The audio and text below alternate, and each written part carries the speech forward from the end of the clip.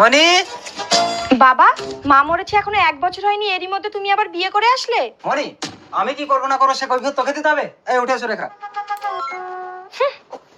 আমিও দেখবো সৎ মা এই ঘরে কি করে থাকে।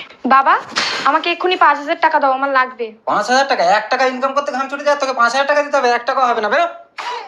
তুমি মেয়েটাকে এমন করে বললে কেন গো? এইসব ছেলে মেয়েকে মাথায় তুলতে নেই। এ নাও মনি, আমার সোনার কানেরগুলো বিক্রি করে যা হবে তুমি নেবে। ধরো। বাবাকে বশ করে এখন আমাকে ভোলাতে এসছো?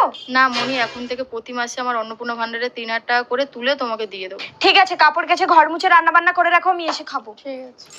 দৈনিক, তুমি আমাকে বিয়ে করবে না? আরে মায়ের না পছন্দ হলে তো হবে না। জানো আমার বাবা আবার বিয়ে করেছে। কি বলো? হ্যাঁ, এই নাও, এই সোনার কানেরটা রাখো, আর তুমি একটা মস্তান ধরে আমার সৎমাকে শেষ করে দাও।